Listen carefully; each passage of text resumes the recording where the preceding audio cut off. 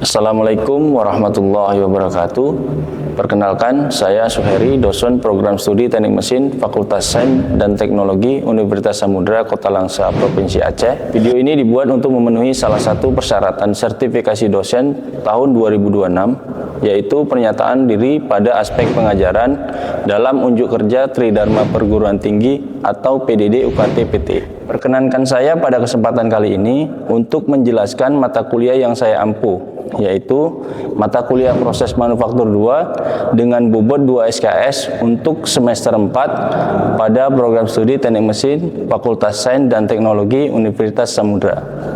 Pada mata kuliah proses manufaktur 2 memiliki 2 CPL atau capaian pembelajaran, yaitu yang pertama mampu merancang sistem mekanika dan komponen-komponen yang diperlukan dengan pendekatan analitis dan mempertimbangkan standar teknis, aspek kinerja, keandalan, kemudahan penerapan berkelanjutan, serta memperhatikan faktor-faktor ekonomi, kesehatan, dan keselamatan publik, kultural, sosial, dan lingkungan. Adapun CPL yang kedua yaitu mampu menemukan sumber masalah rekayasa kompleks pada sistem mekanika melalui proses penyelidikan, analisis, interpretasi data, dan informasi berdasarkan prinsip-prinsip rekayasa.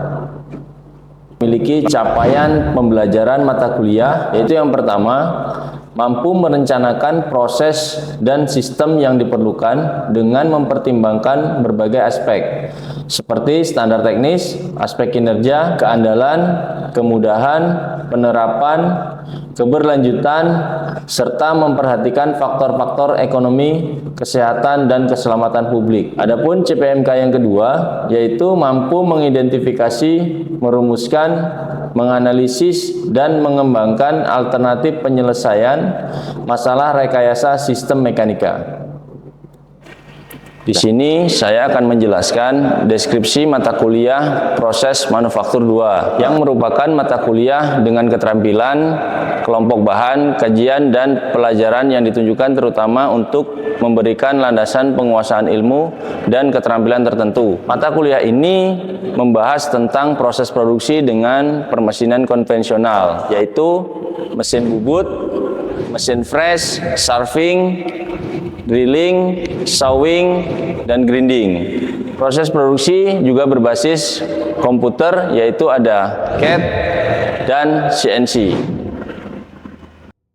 Mata kuliah ini merupakan mata kuliah keterampilan, jadi ada beberapa hal yang harus diperhatikan sebelum mata kuliah ini dilakukan, apalagi mata kuliah ini merupakan mata kuliah dengan praktikum. Nah, di mana mahasiswa biasanya harus mengenal yang namanya K3 terkait dengan bagaimana mereka nantinya melakukan praktikum sehingga menjaga keselamatan dari hal-hal yang tidak diinginkan. Nah, adapun K3 yang dimaksud adalah alat-alat atau bahan yang digunakan sebelum mereka melakukan pengujian atau mengoperasikan sebuah mesin. Nah, seperti ini misalnya ini ada sarung tangan las. Nah, ini wajib digunakan sebelum proses pengelasan. Kemudian di sini ada kacamata las. Nah, ini juga sama. Ini sebelum proses pengelasan wajib digunakan. Kemudian ini ada untuk proses penggerindaan. Biasanya mahasiswa kita berikan sarung tangan dan kacamata gerinda. Nah, itu harapannya bisa mencegah dari hal-hal yang tidak diinginkan sebelum melakukan proses praktikum atau nantinya bisa lebih aman.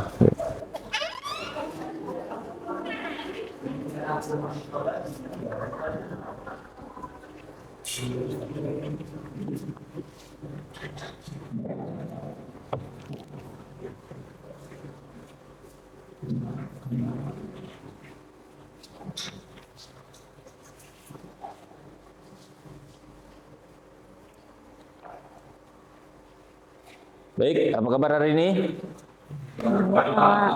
Baik, Assalamualaikum warahmatullahi wabarakatuh. Selamat pagi semua.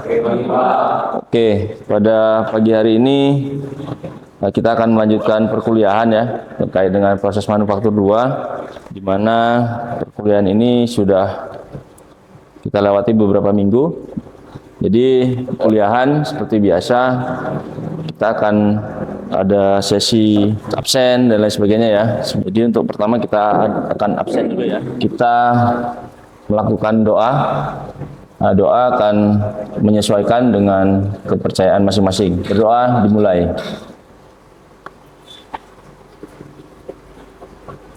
Selesai.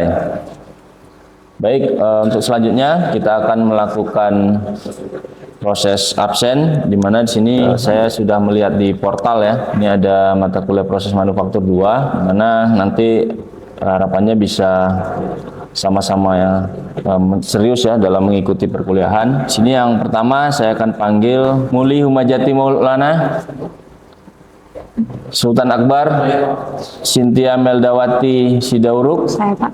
ya, Rizky Chandra Pratama, Rimson Berutu, Muhammad Hanif, Salnabila, Mega Aprilia.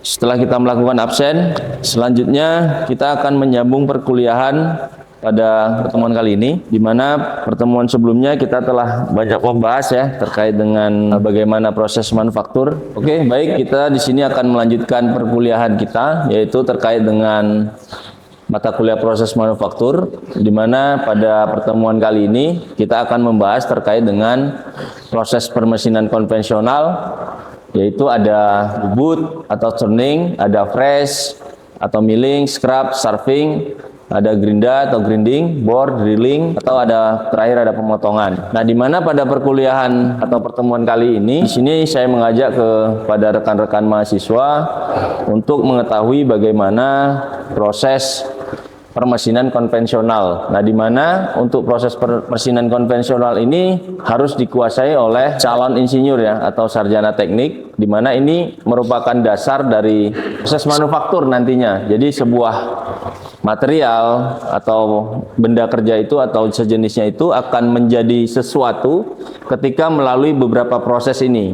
Nah, ini merupakan proses dasar untuk proses manufaktur, di mana contoh kita akan membuat sebuah bodi mobil gitu. Bodi mobil itu kan dimulai dengan lembaran plat. Nah, di mana lembaran plat itu nantinya akan dipotong sesuai dengan pola yang sudah kita sediakan atau yang kita desain sebelumnya.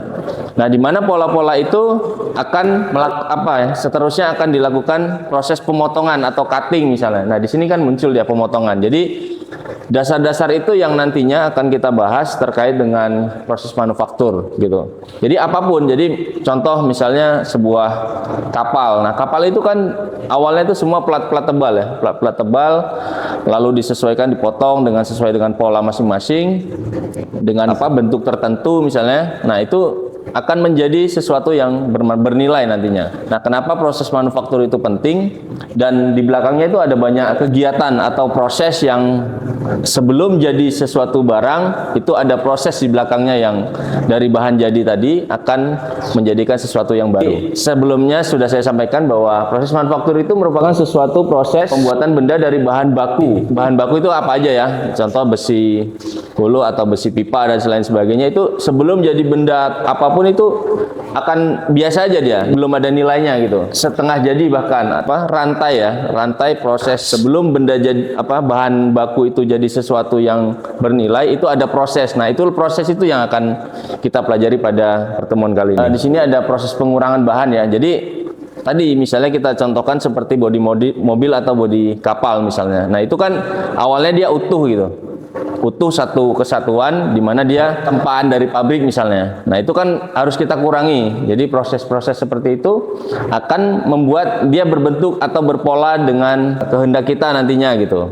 Kemudian apa selanjutnya, misalnya kalau dia berbentuk misalnya poros ya. Poros itu kan dia pada umumnya bulat dan panjang dia. Nah, itu kan butuh proses, di mana di sini ada salah satunya ada bubut. Nah, kita punya mesin bubut atau punya keahlian bubut misalnya kan. Nah, kita bubut sedemikian rupa sehingga dia menjadi poros yang nantinya bisa berguna di tempat lain, misalnya dia poros as kapal misalnya gitu kan, atau ada bentuk lain yang nantinya kita bisa buatkan. Saya punya sampel terkait dengan mesin bubut ya. Di sini ini awalnya ini ya, ini kalau bisa dilihat Ini awalnya kan besi biasa dari ya ini pada umumnya kita beli di pasar atau tempat dari pabrik, ini sebuah besi biasa.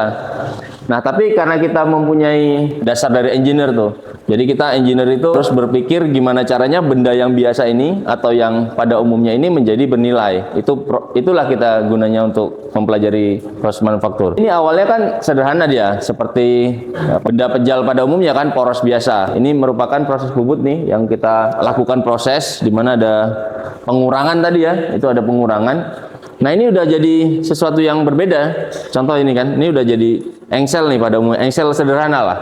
Ini salah satu contoh kenapa kita harus mempelajari mata kuliah proses manufaktur. Artinya secara fungsi dia udah memiliki fungsi yang berbeda dari yang sebelumnya benda jadi. Ini nilainya akan lebih bertambah. Ini salah satu contoh sederhana. Kita nggak usah terlalu jauh memikirkan bagaimana pesawat terbang itu bisa terbang gitu kan. Nah, ternyata ini yang sederhana ini kita bisa lakukan. Nah, saya rasa ini menjadi kunci ya untuk seorang engineer itu berpikir secara di luar dari ini ya, out of the box lah. Dia mampu memikirkan atau inovasi-inovasi itu sesuai dengan keahlian kita, karena kan kita di bidang teknik mesin ya. Harapannya itu bisa memicu kita, seorang calon sarjana itu bisa membuat atau mengkreasikan sesuatu apapun dari bahan baku biasa menjadi yang lebih bernilai. Kemudian untuk selanjutnya ini ada proses drilling ya. Drilling itu kan sama ya. Bagaimana kita mengkombinasikan lah dari proses bubut, drilling, kemudian nanti ada fresh gitu kan. Nah, itu akan menjadi satu kesatuan untuk mendapatkan nilai bahan tersebut gitu. Misalnya kita mau buat dari apa ya, komponen-komponen mesin misalnya. Nah, itu kan butuh tahapan-tahapan. Misalnya dari sini pemotongan, kemudian di sana ada tadi ada bubut atau milling misalnya. Kemudian nanti di sana ada kita harus gerinda, kita harus drilling, kita harus bor. Nah, itu rangkaian-rangkaian tahapan itu kita harus paham gitu. Itu menjadi dasar sarjana teknik ya. Kita di teknik mesin itu menjadi kunci. Hanya kita dapat pengalaman di kelas seperti ini nanti, makanya saya hari ini mengundang rekan-rekan mahasiswa karena ini proses manufaktur ya, kita punya ruangan juga di lab manufaktur.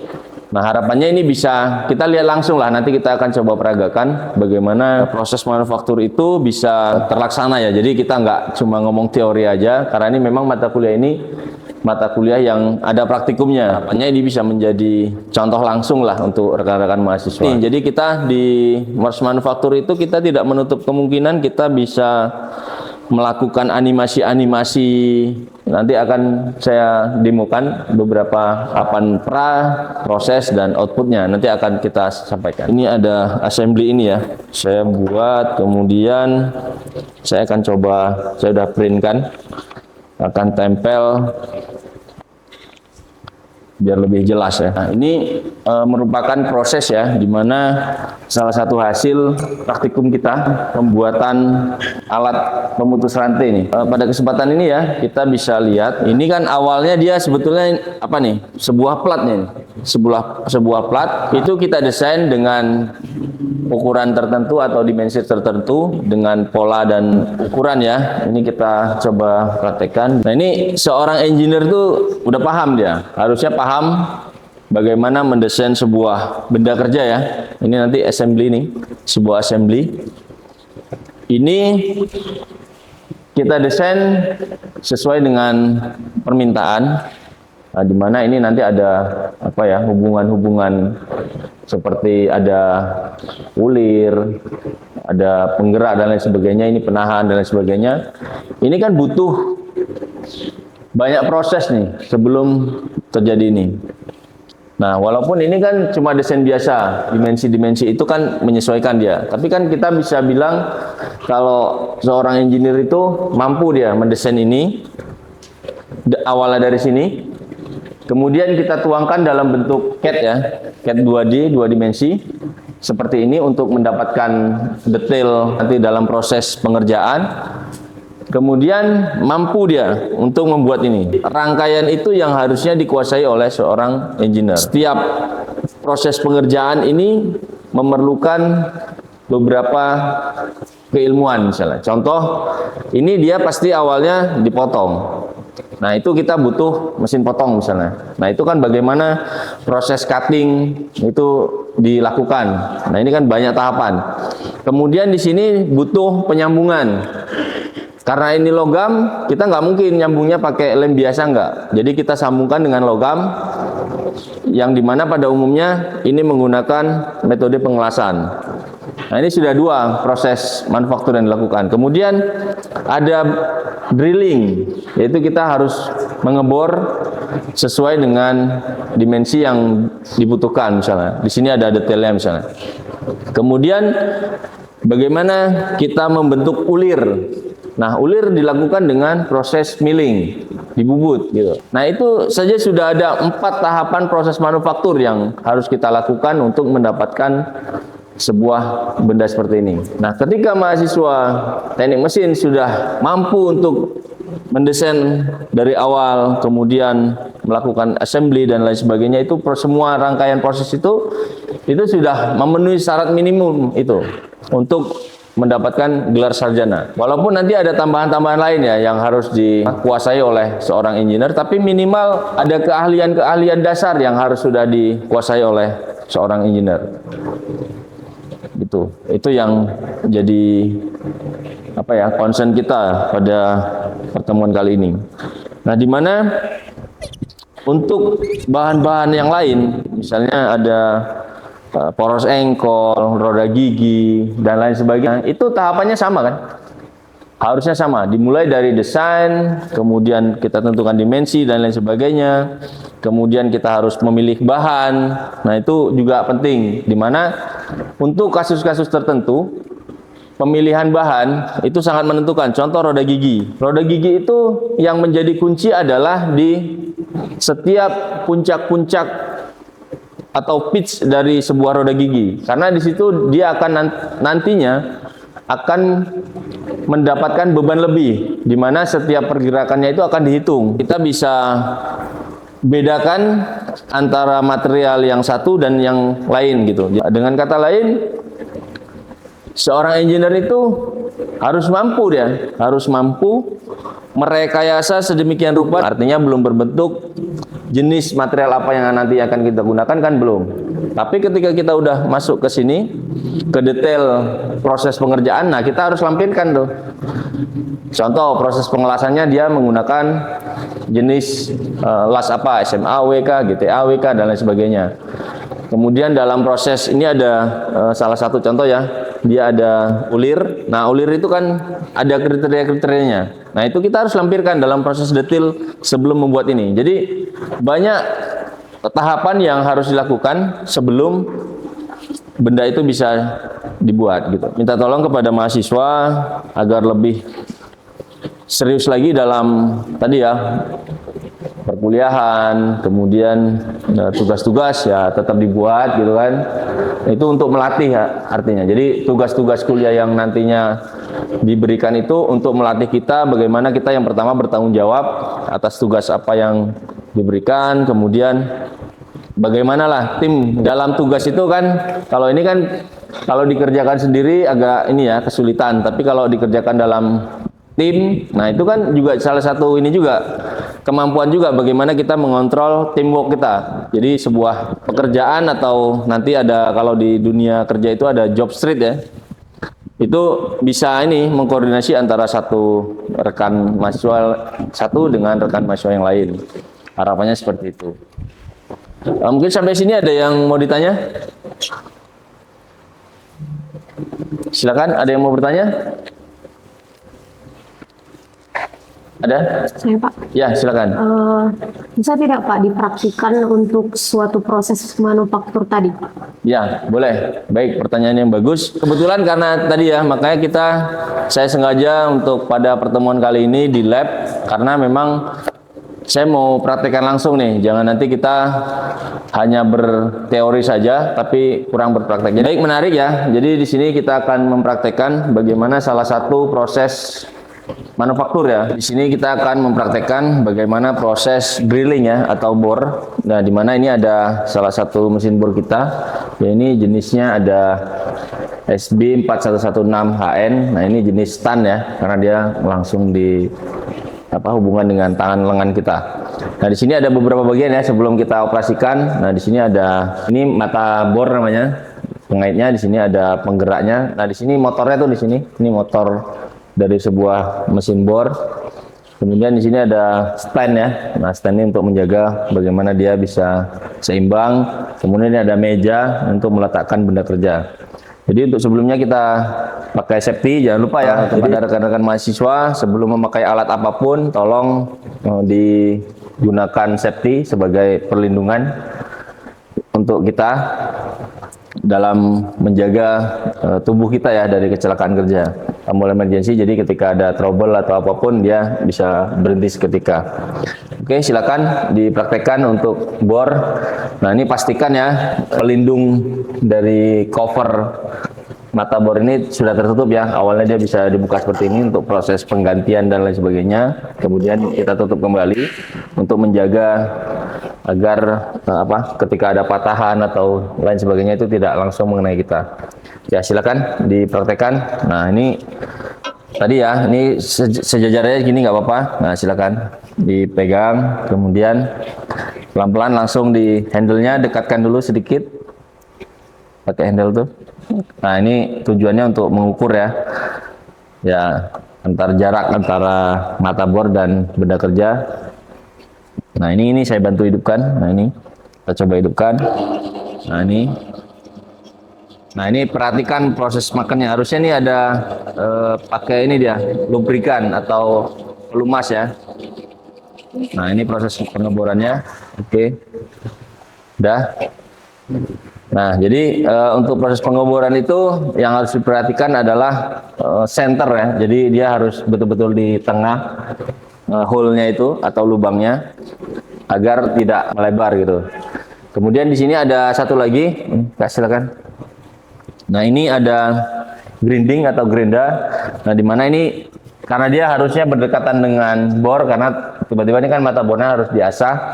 Jadi kita perlu ada grinding atau dari benda kerja sendiri kalau ada yang perlu diasah jadi lebih mudah. Nah, kita akan coba praktekkan. Oke, ini ada mesin grinding yang kita punya. Jadi di sini ada pengait atau penutup dari start top-nya ya. Nah, di sini langsung aja kita praktekkan untuk proses pelindungnya. Ini jangan lupa ini pelindungnya juga harus ditutup. Silakan. Ya. Baik. Tadi kita sudah mempraktekkan bagaimana salah satu proses atau mesin yang ada di pengerjaan proses manufaktur. Nah, di mana tadi ada bor, ada grinding ya, gerinda juga. Nah, di mana pada kondisi tertentu itu akan berubah dia. Jadi mungkin gerinda itu kan nggak mesti harus yang stand gitu ya. Dia juga ada yang hand juga ada. Dia model tangan gitu. Jadi di tangan. Nah, jadi pada pertemuan kali ini saya rasa cukup ya terkait bagaimana kita menjelaskan atau memahami lah dari mesin konvensional untuk proses manufaktur.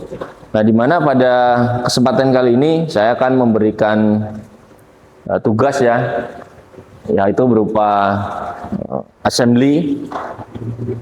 Nanti harapannya tugas itu dikerjakan per kelompok. Nah, di mana untuk tugas kelompok itu kita kumpul pada pertemuan selanjutnya. Harapannya masing-masing kelompok itu sudah membuat satu proyek ya. Ini tugas kelompok. Nah, di mana untuk benda kerjanya itu boleh, maksud saya ini disesuaikan ya. Ini misalnya seperti pemotong rantai, nanti boleh.